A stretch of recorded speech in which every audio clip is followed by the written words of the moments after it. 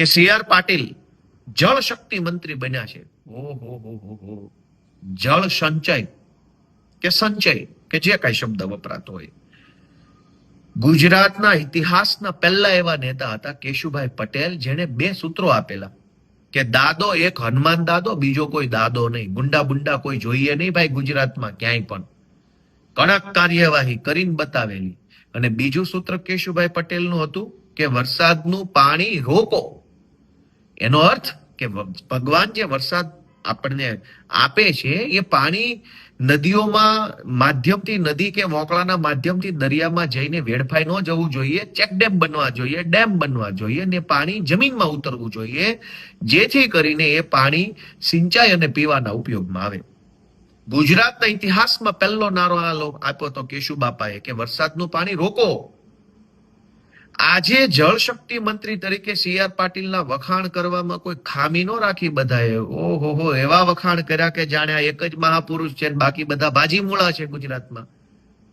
તો કેશુબાપાને યાદ કરીને કલ્પસરની વાત કેમ ન કરી આજના કાર્યક્રમમાં? સી.આર. પાટીલે બોલવું જોઈતું હતું કે હું જળ શક્તિ મંત્રી છું, ગુજરાતમાં કેશુભાઈ પટેલનું અધૂરું સપનું હું પૂરું કરીશ, કલ્પસર યોજના પૂરી કરી બતાવશું, અને ગુજરાતનું અંદર જે ખંભાતના અખાતની અંદર જે પાણી આવે છે, વળતી ભરતી આવે છે, એ બધું જ પાણી કલ્પસર યોજનાના માધ્યમથી રોકાશે અને આખા કાઠિયાવાડને લીલુંછમ કરવામાં આવશે. કેમ ન બોલ્યા?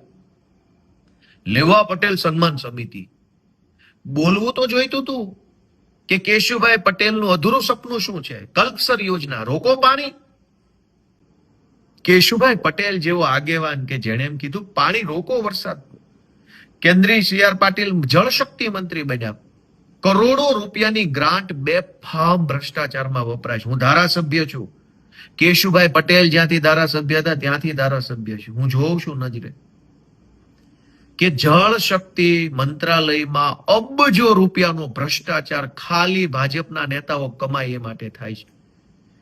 કેશુભાઈ પટેલની સરકાર જો ભાજપ વાળાએ ચાલવા દીધી હોત ને તો આજે કલ્પસર યોજના બની ગઈ હોત, આખું કાઠિયાવાડ લીલુંછમ હોત, હજારો લોકો ખેતી કરીને સુખનો રોટલો કમાતા હોત. અહીં સુરત કે અમદાવાદ કે રાજકોટ ન આવવું પડ્યું હોત મજબૂરીમાં.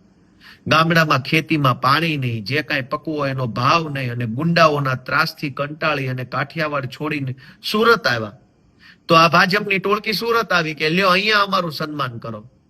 પણ કાકા કાઠિયાવાડમાં પાણી આપ્યું હોત, ગુંડાઓથી કાઠિયાવાડને આઝાદી અપાવી હોત, તો તમારું સન્માન વ્યાજબી હતું.